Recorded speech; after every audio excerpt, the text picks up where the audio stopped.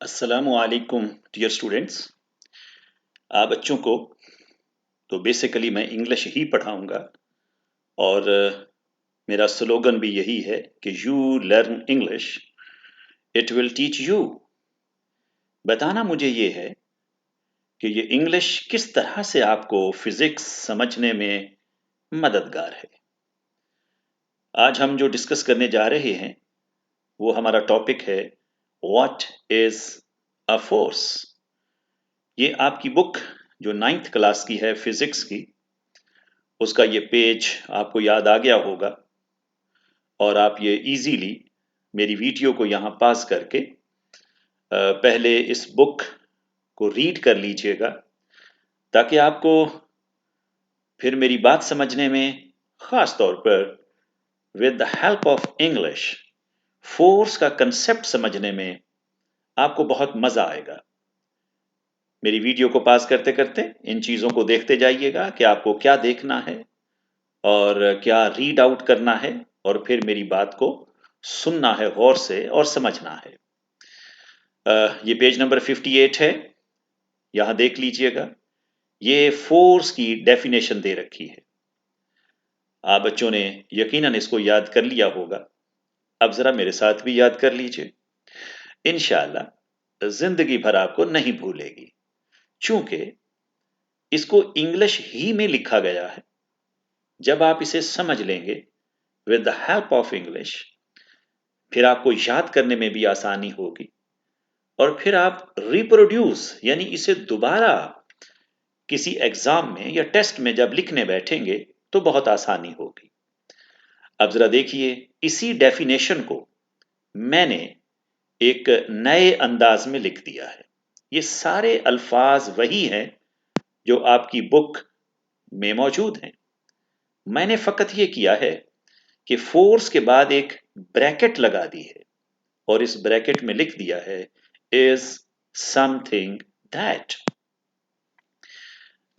मेरे ख्याल से याद रखिएगा, मैं इस वक्त बात कर रहा हूं समझने की, मैं एज ए साइंटिस्ट बात नहीं कर रहा। फोर्स बच्चे के जहन में ये आना चाहिए कि भाई फोर्स कुछ ना कुछ चीज है।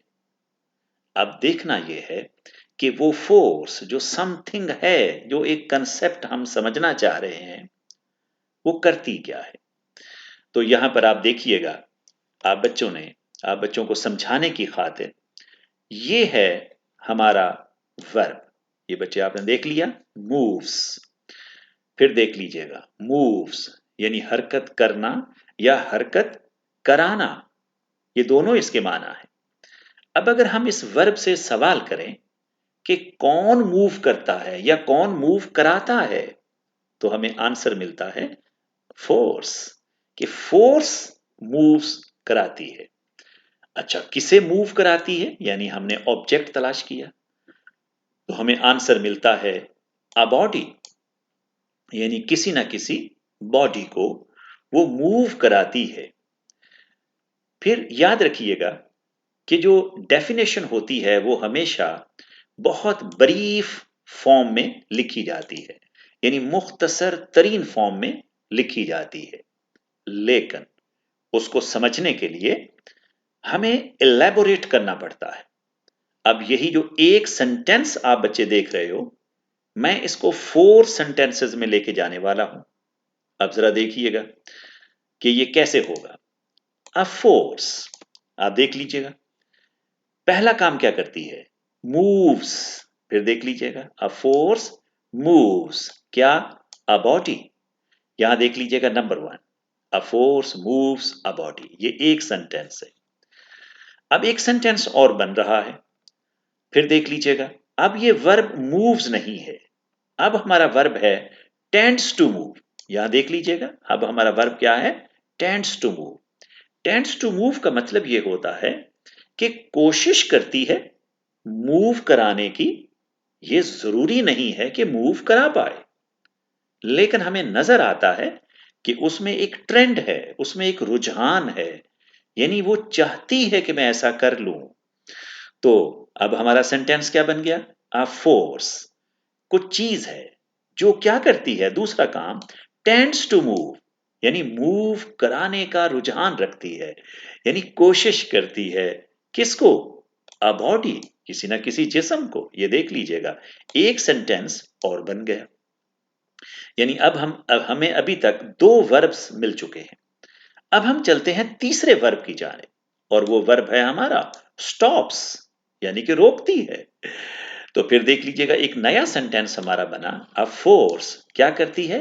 रोकती है। अरे भाई, किसको रोकती है या क्या रोकती है? तो वो रोकती है the motion of a body, यानी एक बॉडी हरकत में है, एक बॉडी हरकत में है, चल रही है, तो वो क्या करती है? फोर्स, वो क्या करती है? उसको रोकती है। ये हमारा थर्ड वर्ब है। फोर्थ वर्ब हमारा है टेंड्स टू स्टॉप। जरूरी नहीं है कि वो रोक ले उस हरकत करते हुए जिस्म को, लेकिन रोकने की कोशिश तो कर सकती है। उसमें ये रुझान तो है कि वो रोकना चाहती है। तो हमारा फोर्थ वर्ब हमारे पास है, फिर देख लीजिएगा, a force tends to stop the motion of the body. ये हमारा बन गया फोर्थ सेंटेंस। तो अब ये जो फोर सेंटेंस थे, इनको क्या किया गया? कंबाइन किया गया। और ये इंग्लिश लैंग्वेज की एक बड़ी खूबसूरत प्रैक्टिस है कि 4 जुमले हों, 5 जुमले हों, 10 हों, उनको इस तरह से कंबाइन किया जाए कि वो एक ब्रीफ फॉर्म हासिल कर ले। चूंकि ये वाली चीज, अ फोर्स, ये बार बार आ रहा था। अ बॉडी, ये 2 मर्तबा आया। The motion of a body, ये भी 2 मर्तबा आया। तो फिर क्या किया गया? इन सबको इकट्ठा कर लिया गया। यानी अ फोर्स जो 4 मर्तबा देख रहे हैं यहां पर आप, उसको सिर्फ एक ही मर्तबा लिख दिया गया। अ बॉडी, अ बॉडी, ये देख लीजिएगा, अ बॉडी।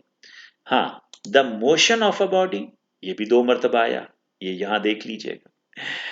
तो जनाब, फिर हमने क्या किया? वर्ब्स अलग अलग थे। पहला वर्ब क्या था? मूव्स, यानी हरकत देती है। दूसरा है कि हरकत देने की कोशिश करती है।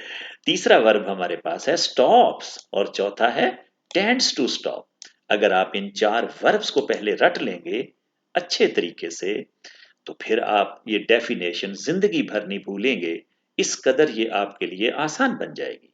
अब इन चारों वर्ब्स को इकट्ठा किया गया। कैसे? देखिएगा, moves or tends to move, ये 2 वर्ब ओ आर और लगाकर जोड़े गए। फिर स्टॉप्स और टेंड्स टू स्टॉप, इन 2 वर्ब्स को आपस में जोड़ा गया। तो इस तरह से ये 4 सेंटेंस जो थे, इनको कंबाइन करके एक ब्रीफ सेंटेंस बना दिया गया। तो याद रखिएगा, आपका जो इंग्लिश लैंग्वेज का पेपर होता है, उसमें आप बच्चों को समरी सिखाई जाती है। और फेडरल बोर्ड के पेपर में एक प्रेसी आती है कि आपको एक पैराग्राफ दिया जाता है। अगर वो फर्ज करें कि 100 वर्ड्स का है, तो आपसे कहा जाता है कि इसको कम से कम 40 वर्ड्स में लिख दें।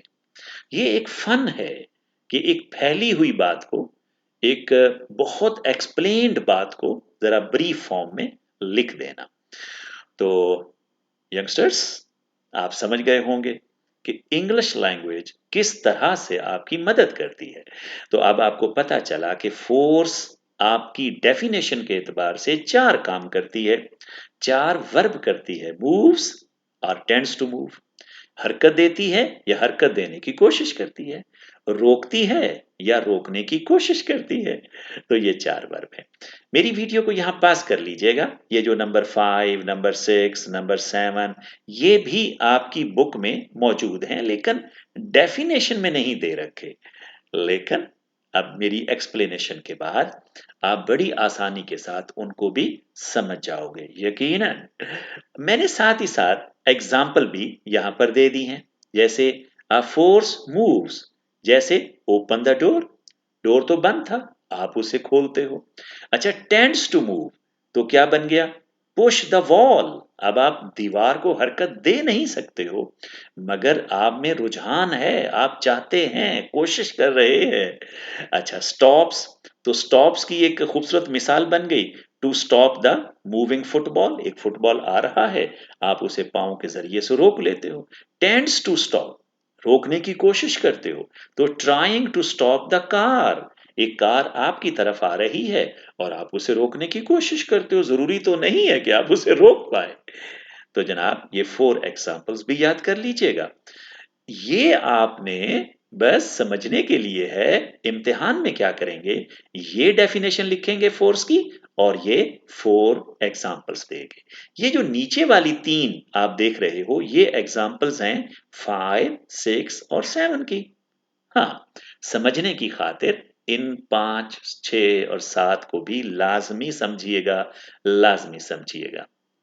लेकिन आपके जो इम्तिहान की ज़रूरत है वो फ़कत इतनी सी है।